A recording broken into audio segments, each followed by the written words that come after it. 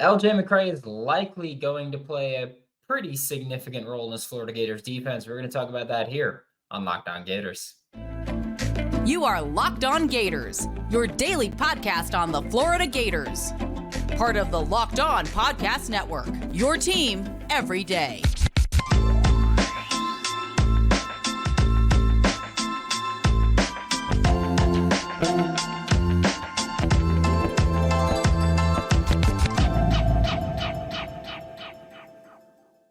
Hello, and welcome back to another episode of Locked On Gators, part of the Locked On Podcast Network, your team every day. Thanks for making Locked On Gators your first listen of the day every day. We are available daily and free reviews in the podcast. Happy Tuesday. I'm Brandon Olsen. Find me on Twitter at WNS_Brandon. Find all my written work with Giants Country and NFL 33. Today's episode of Locked On Gators is brought to you by FanDuel. Make every moment more. New customers join today. You get $150 in bonus bets if your first bet of $5 or more wins. Visit FanDuel.com/lockedon to get started. And like I said, I do think that LJ McCray is going to play a pretty significant role in this Florida Gators defense this season. And before we even talk about LJ specifically, last year, going into the season, Billy Napier pretty much came out during one of the pressers and was like, hey, we had a lot of early enrollees this year, as in the 2023 recruiting class. That's going to lead to probably a lot of freshmen playing because it's not like, they're getting here in June, July, which, by the way, Trey Wilson was a mid-year enrollee. But again, we'll talk about his role later and why it was easy for him to do that. But basically, Billy Napier has said, when you have a lot of early enrollees, you're opening the door for freshmen to play early because they get 6 months, 7 months in your strength and conditioning program. They get to learn the playbook. They get to practice things all spring. And then they also get that fall camp session. This year, there's 17 early enrollees again. Technically 16 because Jameer Grimsley was a transfer portal addition. Technically because he was at Alabama for like 3 days or something like that. So technically, yes. But really, for people with brains, this season, there's 17 early enrollees once again for the Florida Gators. That does leave the door open for quite a few guys. However, I don't think that's necessarily translatable every single year because when you look at the 2023 class and you go, okay, well, we had a lot of true freshmen play. Ideally, or hopefully, they're going to improve considerably. So they will be playing, and it's not like you're replacing guys who aren't up to par, because at that point, it's your guys there. But for 2024, I do think it's acceptable at some spots. Like I could tell you now, DJ Lagway is not on this list of guys that I think will contribute early. Not saying he won't play. I would love to see them do the whole Graham Mertz starting, DJ come in, change of pace kind of thing. I'm not going to bank on that happening. Just because I'm not going to bank on them doing something we haven't seen Billy Napier do yet, right? So for me, I'm not going to say DJ Lagway is on this list. However, LJ McCray is. And I've been torn on this, I think, for quite some time now. I feel like a lot of people be like, oh, like LJ is going to be the biggest contributor in any freshman that we've ever seen. Obviously, that's an exaggeration. But the more that I look at this team, look at the freshmen from last year, look at just what you've got on the roster right now, what you're projecting to see, the more I do expect that LJ McCray is going to play considerably this year. I don't necessarily think he's going to start. However, look at the 2023 Florida Gators defense and look at what their edges did. Because first off, they weren't awesome, right? And you lost a couple. I mean, most notably, yes, you lost Princely Umanmielen on the edge there. But you had Princely's gone. TJ Searcy is coming back for another year, obviously, as is Kelby Collins. They were true freshmen last year that played the most of the true freshmen on the defensive front. You had Tyreek Sapp, who I've said before, I wasn't overly impressed with him. I think he's a pretty damn good run defender, but he offers really not much as a pass rusher at all. And I feel like if you're going to be a starting edge in the SEC, you need to be able to rush the passer a little bit better than he does.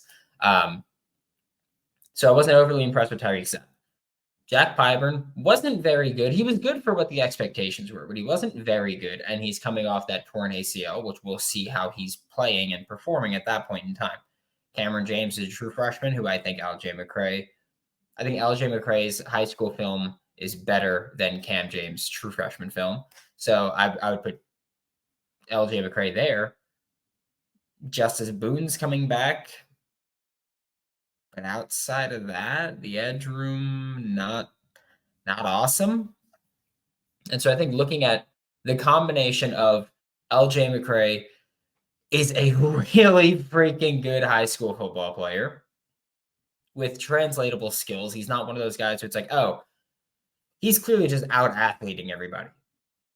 Like that's not what this is. He was playing against good competition and dominating good competition. And so this isn't just he was out athleting everybody. This is his film is really good in high school. And Florida's edges last year weren't very good. You could look at Kelby Collins and TJ Searcy, who I do think will take on significantly bigger roles. I said this in I think we were at a Twitter space last week or something like that. But I said I think you could see Kelby Collins starting at the F and TJ Searcy starting at the Jack, and I'd be fine with it, honestly.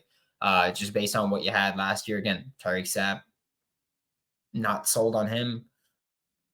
Justice Boone, we'll see what he looks like. But I think even before last season, a lot of people were hyping Justice Boone before he got injured, and I was like, I'm not as sold on him as a lot of people. And so now I wasn't as sold on him going into last year, and he missed the year. So we'll see what he's going to look like going into 2024.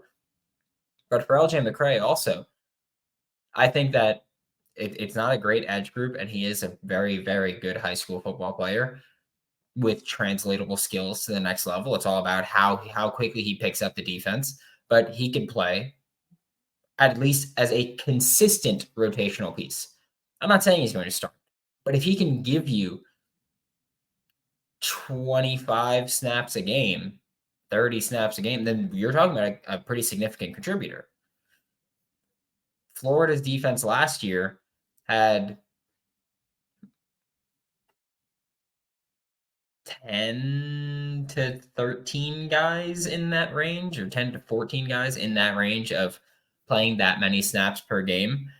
Whether or not they were forced into it due to injury or whatever, well, is obviously a different conversation. But if you can get that from LJ, then you're getting a significant, hell, if you can get 15 snaps, 20 snaps a game, you're getting a pretty significant contribution from him. Positional versatility for me is also a big thing for LJ McCray when I look at can he play early on, because you look at positional versatility and LJ wants to play Jack. Give him a run there, sure. I think he's better as the F, that defensive end. Let him do that. Like you can play him at both. You did it with Kelby and TJ Searcy. LJ, when he continues to probably add some weight, which he's probably going to do, you can even throw him in as like a light 3-tech there when you're in obvious passing situations. So LJ, I do think his positional versatility really helped him when we talk about can he play early on? Can he contribute early on? Yeah, I think the more that we look into it, the more that we talk about it, the more I can easily talk myself into he should be the guy that you look at that. Also, looking at the class of just like the 2024 freshmen, the top 4, we'll say, DJ Lagway behind Graham Mertz. Fine reason to not have DJ play much, let him get up to speed, then go on. LJ McCray in an edge room that wasn't awesome last year and has a lot of snaps cleared up with Princely on. Miles Graham, I just have a very hard time projecting a linebacker to play early in the SEC. With modern football, you're attacking linebackers constantly. So unless you can really dumb it down for them, or they are exceptionally high IQ football players, which they might be. But I'm not going to project them to come in and start and play big snaps in the SEC from day one, especially when you have Shamar and Pup Howard there starting. And then you have Wingo and Manny Nunnery backing them up. Like you have a little bit of respectable depth there where I can say, linebacker probably shouldn't. Fletcher Westphal, offensive tackle, is also a very hard spot to come in and play day one in the SEC. I mean, look at Caden Proctor. Caden Proctor was thought of as like a damn near generational offensive tackle coming out of Iowa when he went to Alabama. And he didn't have that good of a year. And then now he's back at Iowa, as in he was in Iowa in high school, went to Bama. Nick Saban retired. He transferred back home to Iowa. So you look at just the projection there, and I don't see a ton that tells me, oh, yeah, Fletcher's going to play right away. And it's nothing against him. It's just it's really freaking hard to do with the SEC. And similar to linebacker, it's nothing against Miles Graham. It's just really, really hard. Nothing against Miles Graham or Aaron Childs. It's really hard to do that in the SEC from day one as a true freshman linebacker. It's tough.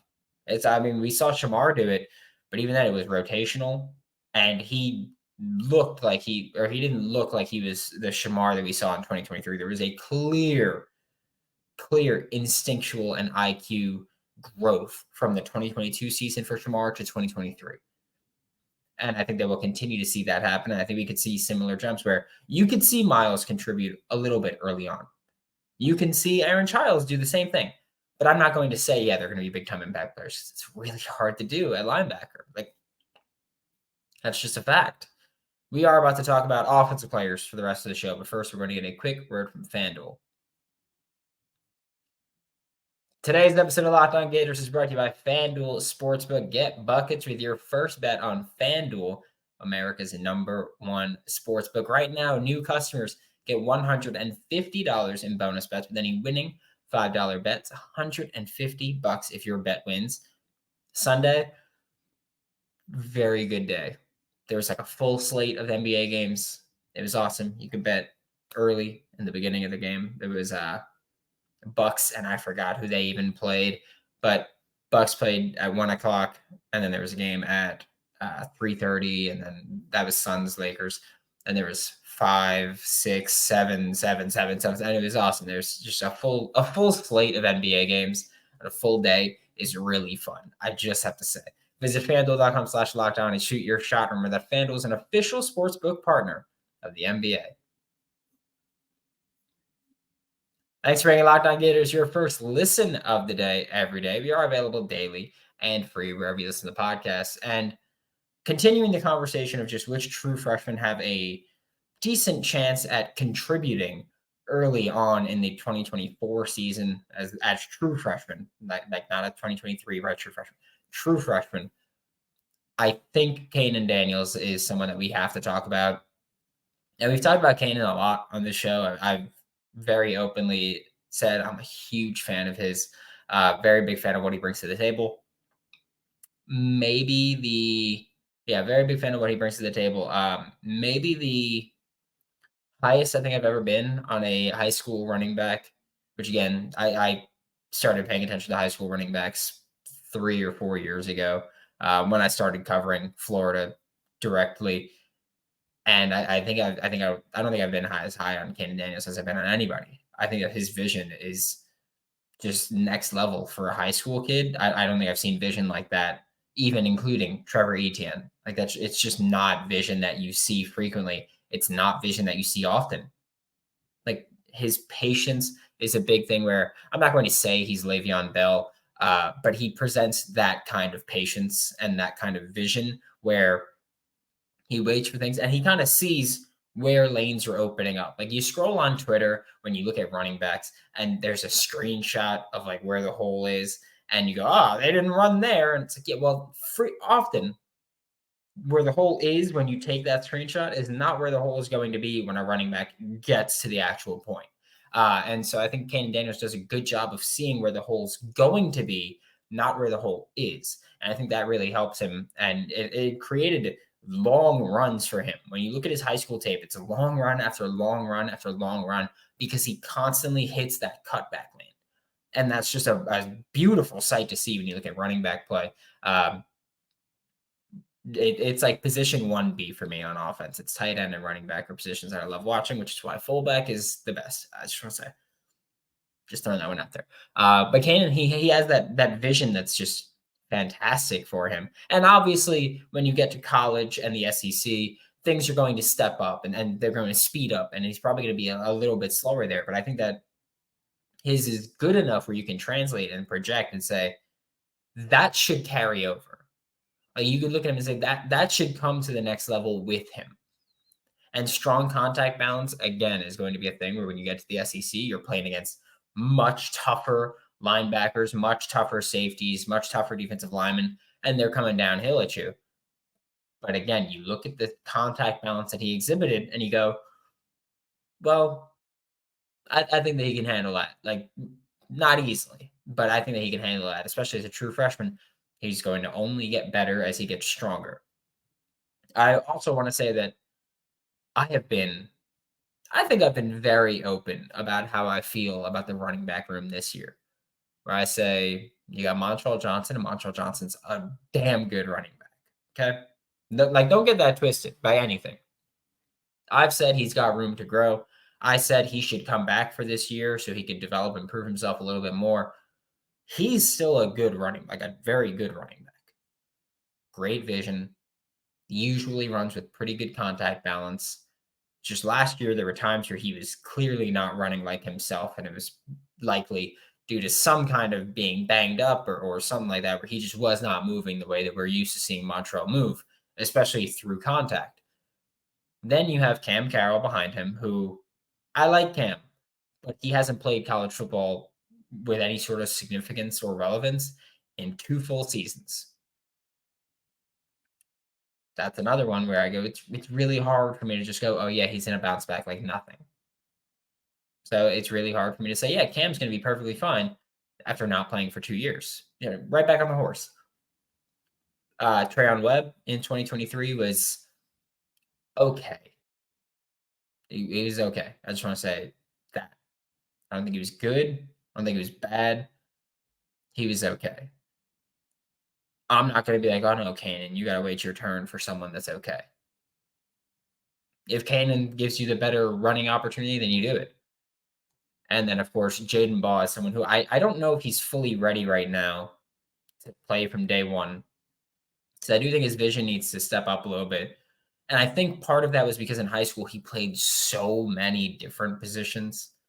Like Kahnen, we saw go out wide or in the slot a little bit. We saw him take direct snaps a bit, yeah, or a lot. But Jaden Baugh, he legitimately was playing straight up wide receiver, straight up running back. He was moving everywhere. And so I think that because of him not being a specialist, like not being a position specific player, that's kind of slowed down his development a little bit. But again, he could also be the type where once he has the spring as a running back, he's like, oh, I get to do this every single day. And he really just explodes and becomes great. I think his ceiling's ridiculous, but he still does have a lot of work, in my opinion.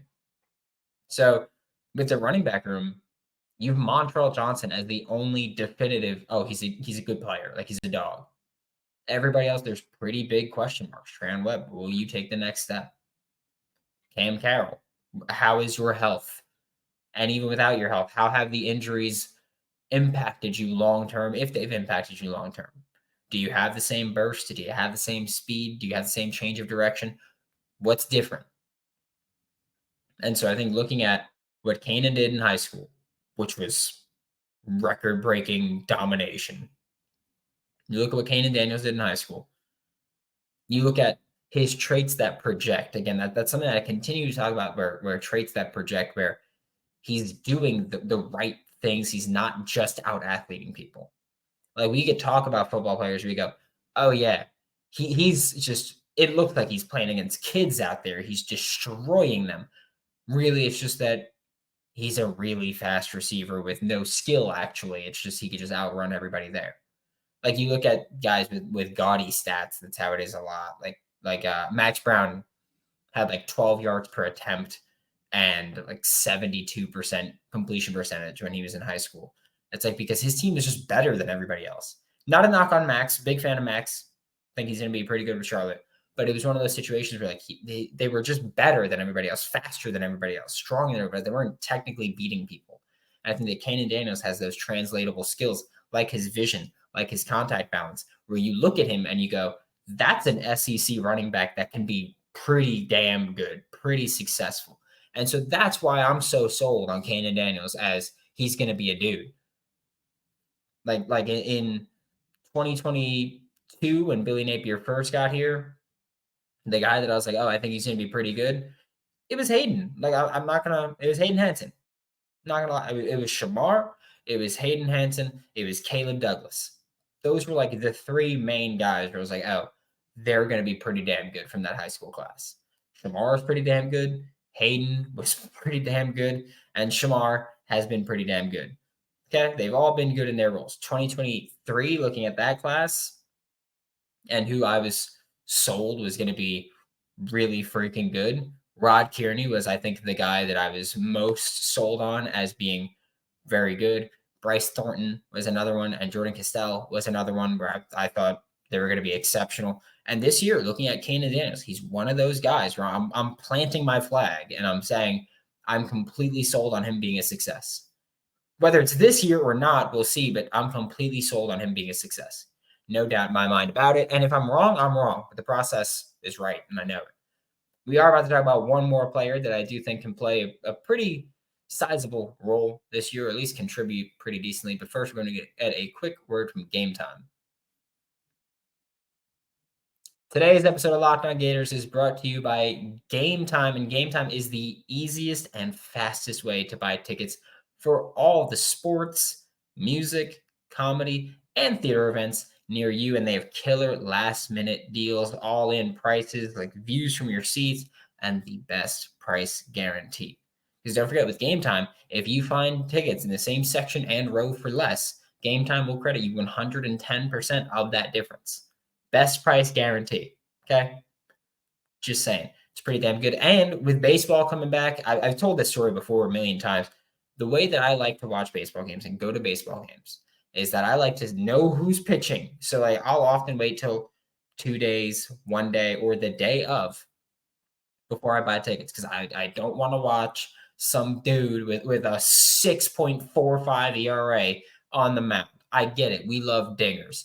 I like watching dingers off of good pitchers. Like I like watching good baseball, not just you kicking the crap out of some dude that belongs in Double A ball. Okay, just want to say that's why Game Time's fantastic for me for baseball, especially. I love it. Okay, terms do apply. Download the Game Time app. Use code Locked On for $20 off your first purchase. Download Game Time today. Last minute tickets, lowest price guaranteed.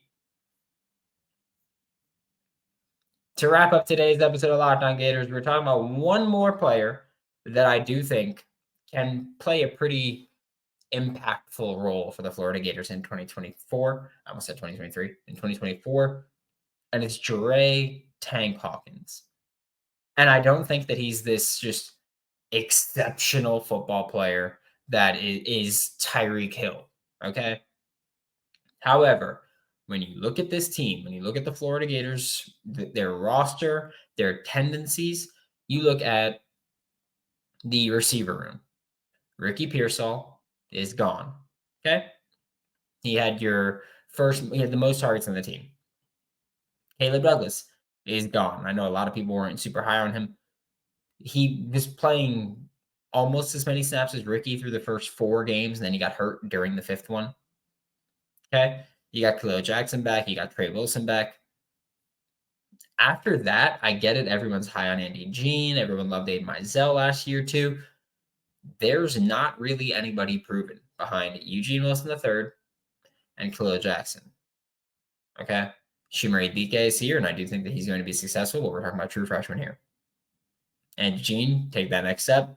But we're talking about true freshman here. And I do think that Andy Jean is going to play a very significant role this year as a receiver. However, when we look at Jerrae Tank Hawkins, one, he's Napier's type. Like Billy Napier has a type. Dan Mullen had a type. Dan Mullen loved the tall receivers, the tall, long receivers that can run vertical.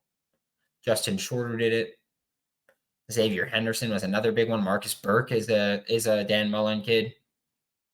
Dan Mullen liked the tall receivers that he can make run vertical and that can win the jump ball. Billy Napier likes the 5'10", 6'1" range receiver great speed, great change of direction, run after catch opportunities because he wants to, when he throws the ball, he likes to keep it short, right? He likes to keep it short, take the top off. Okay. And then that's Jerrae Hawkins. He's really freaking fast, right? And this one is partially me wishfully thinking this. And it's partially, this just seems like the smart thing to do. You have Eugene Wilson III, was a freshman All-American last year, elite as a yards after catch player. However, he wasn't playing wide receiver last year. Like he just wasn't. He had a 2.8 average depth of target. That means that on average, he was targeted less than 3 yards past the line of scrimmage. That's a lower average depth of target from Dante Zanders, Hayden Hansen, Arliss Boardingham. Tight ends. He got targeted. Arliss Boardingham got targeted on average 5.7 yards downfield. That's twice as far as Eugene Wilson III was targeted, and that's not far at all. That's the kind of that we're talking about here. I'm not saying that Trey was bad at all. Don't get that twisted. I'm saying he was not used like a receiver. He was used like a gadget, which I talked about this earlier where I said Eugene Wilson III was a mid-year enrollee and he was able to be effective because all of his stuff was so short. Started 52.1% of the time behind the line of scrimmage, 26.8% of the time between 0 and 9 yards, and then it's on average 3.7 yards. So still, even on the shorter side, there's probably legitimately a yard for a lot of them that were just shy of being behind the line of scrimmage. But even then, that's what 78.9% of his targets were that short. Let him run routes. He was targeted twice, 20 yards downfield. Twice, all season, targeted twice, 20 yards downfield. That's it. 13 times, 10 to 19 yards. So the whole season, 15 targets were 10 or more yards downfield. It's a guy that had 71 targets, and 15 of them were 10 or more yards downfield. That's not letting him be a receiver and running routes. I want to see him do that more. For reference, Ricky Pearsall had 88 targets. 21 of them were 20-plus yards downfield. And then another 26 of them were 10 to 19 yards downfield. 88 targets, and 47 of them were 10 or more yards downfield. More than half. It's about 53.4%, I think it said. That's how much we're downfield. Again, 10 or more yards downfield. Eugene Wilson III did not get to do that. I want to see Eugene Wilson get to do that this year. Because, yeah, he's so dynamic when you just get him the ball short and let him run. However, he moves fluid enough to be someone that can be a lethal route runner. Like, he can have that little, not that he's necessarily the same player, but he can have that little bit of Kadarius Toney for a Gator reference. That kind of, he's so tough to guard in space that if you give him a route and you go, hey, if they're playing man, do this. If they're sitting in zone, just sit there and I'll get you the ball. You can use him like that. You can give him that option. You can still let him do the gadgety stuff, but don't do it incessantly when you have another gadgety type in Jerrae Hawkins. Jerrae Hawkins isn't a great route runner right now. It's just not. But you don't have to be to run jet motion and then just wait on the sideline. And if you get the ball, run it. Or take a little pop pass and run. Like, you don't have to be a good route runner to do that. You can just be a great athlete. And Billy Napier showed he's willing to do that with Trey Wilson last year. Let Trey Wilson run more actual routes and have Jerrae Hawkins fill that gadget role. Trey can still do it every now and then, but he's a damn good football player. Let him play football. Let him run routes. Let him be a receiver. Because right now, we know he was exceptional with the ball in his hands. But we haven't seen him really run routes and get open. And I do think that he's the kind of guy that just based on how he moves can get open pretty consistently, even at the SEC level, especially if you give him the option to just sit if it's against zone. Thanks for making Locked On Gators your first listen of the day. Every day we are available daily and free to listen to the podcast. We'll be back tomorrow, talk more Florida Gators football. For Locked On Gators, I'm Brandon Olsen. Don't forget to follow me on Twitter at WNS_Brandon. Find all my written work with Giants Country and NFL 33, and I will see you all next time.